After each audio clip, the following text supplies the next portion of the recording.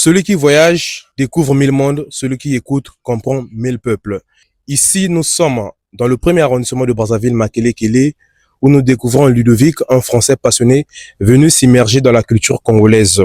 Longue tradition, humour, il découvre tout avec curiosité et respect. Aujourd'hui, il partage avec nous son regard sur le Congo et cette belle aventure humaine.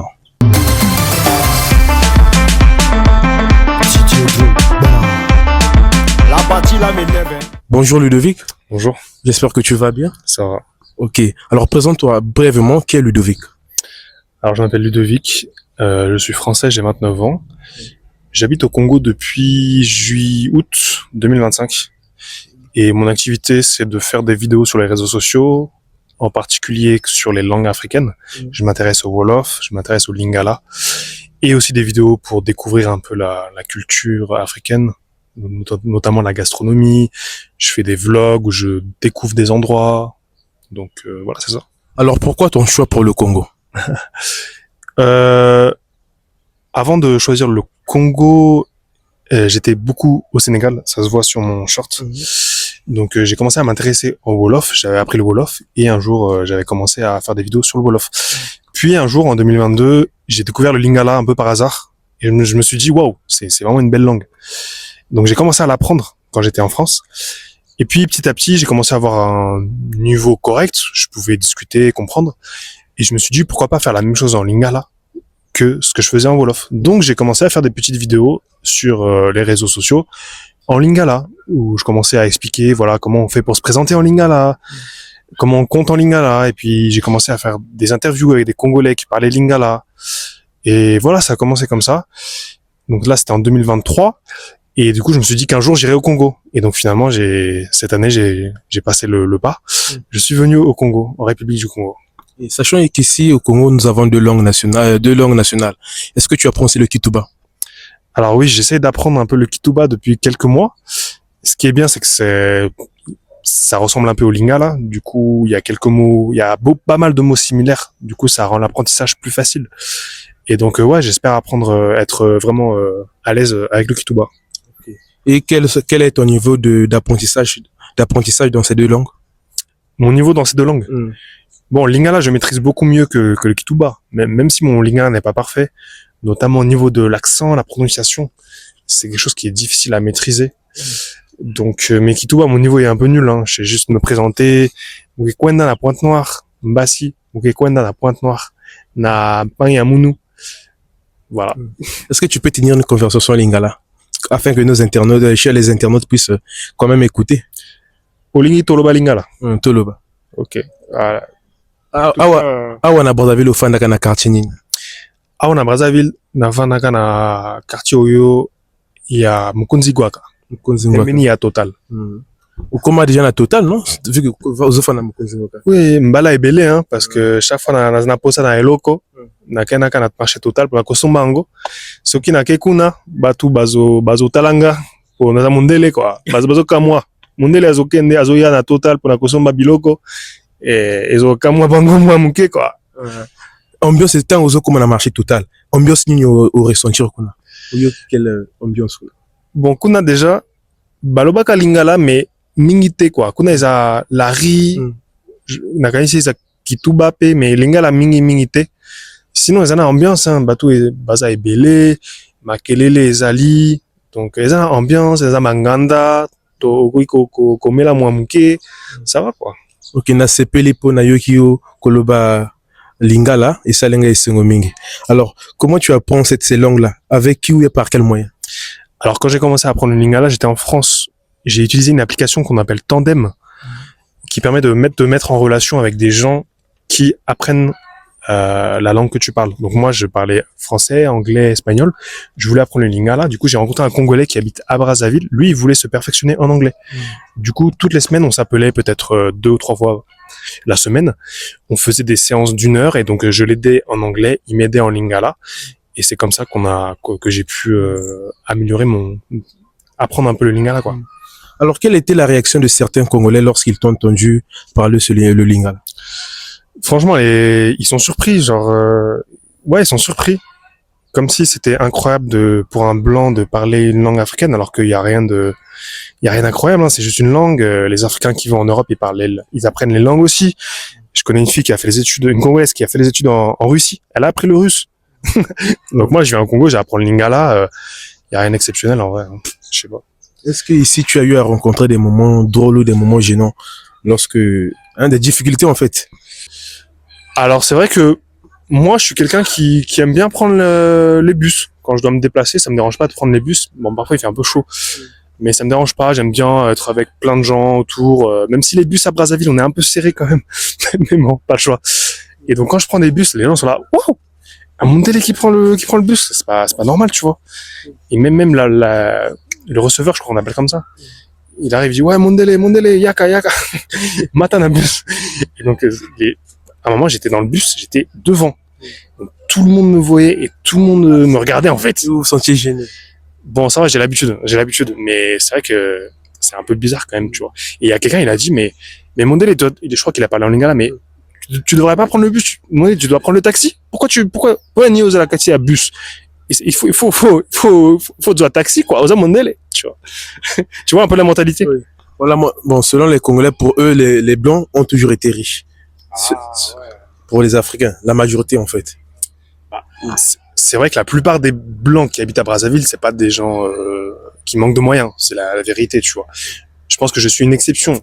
Les Français qui viennent vivre au Congo avec peu de moyens, il y en a pas beaucoup. Donc parce que ici la vie est dure, hein. La vie est pas facile, hein.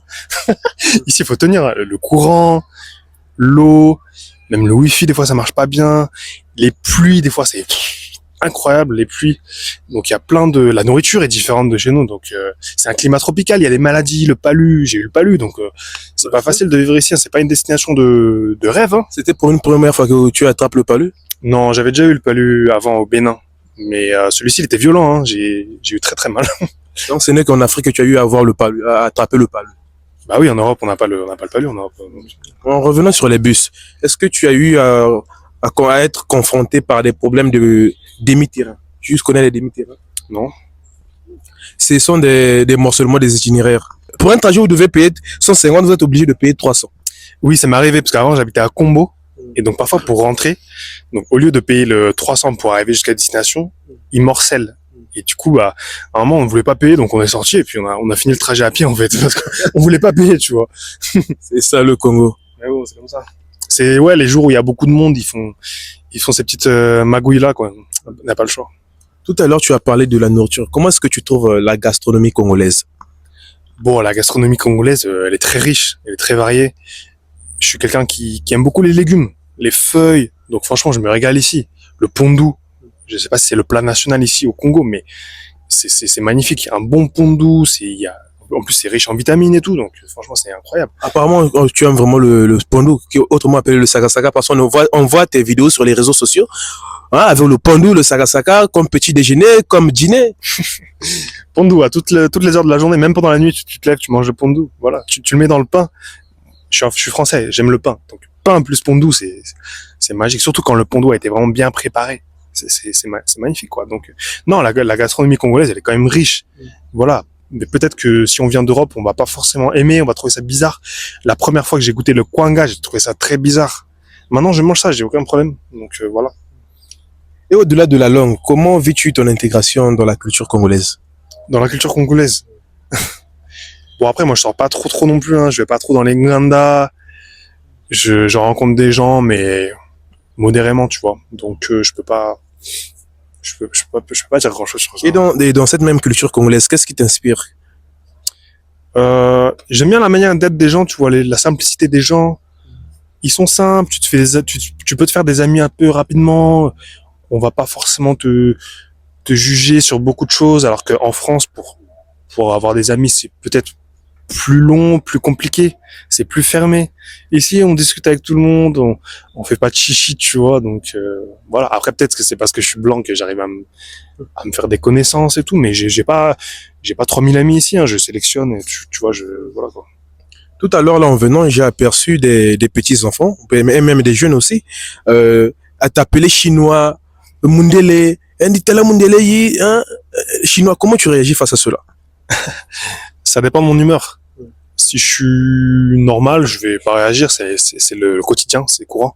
Si je suis énervé, parce qu'il n'y a pas le courant, par exemple, ça va m'énerver un peu, je vais dire, mais calmez-vous là, mon délai, c'est bon quoi. Bon, si c'est les enfants, ça va, ça m'énerve pas. Mais quand c'est des adultes qui disent mon délai devant tout le monde là, je leur dis, mais oh, moi, si je te vois en France, est-ce que je vais t'appeler Moto Mohindo, tu vois? Bah non. Donc faut être un peu civilisé quand même, tu vois. Bon, voilà, mais bon, de toute façon, je suis venu au Congo, je sais à quoi m'attendre ici, tu vois. Donc j'ai pas le choix en fait, tu vois. Les regards, les mondélés, les Chinois, les trucs, c'est comme ça. Mais c'est pas méchant, franchement, ça va. Ok, en tendant vers la fin, je t'ai vu sur les réseaux sociaux collaborer avec certains créateurs de contenu ici à Brazzaville. Est-ce que cette collaboration n'a pas été compliquée pour toi? Non, ça va. À chaque fois que j'ai eu à faire des collaborations, j'ai pas eu de soucis. Bon, je vais te raconter une anecdote. Donc, il y a un jour, il y a un gars, il voulait faire une vidéo avec moi, donc il me contacte sur TikTok et tout. On avait rendez-vous, et bon là, il annule, parce que je sais pas, il avait un problème. On a un deuxième rendez-vous, il annule aussi, parce qu'il avait encore un problème. Donc là, je lui dis, oh, c'est bon, mec, t'as annulé 2 fois, me prends pas pour un, tu vois.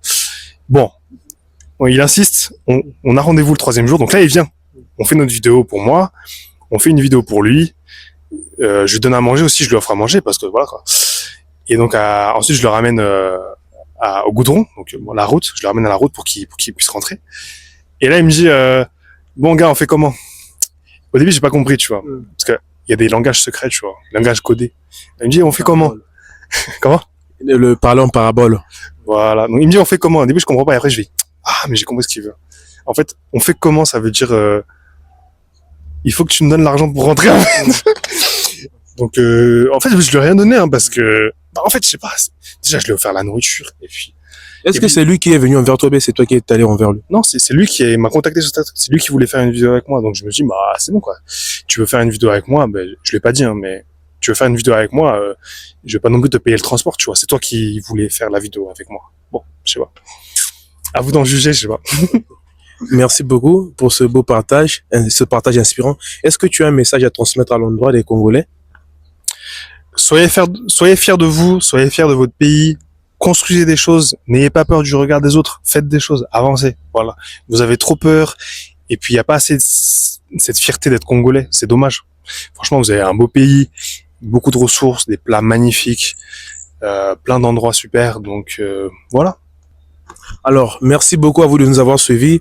Ludovic est bien la preuve que notre curiosité et notre respect peut nous pousser au-delà des frontières. Et on se dit à très bientôt pour un prochain numéro de Reporter 2.0.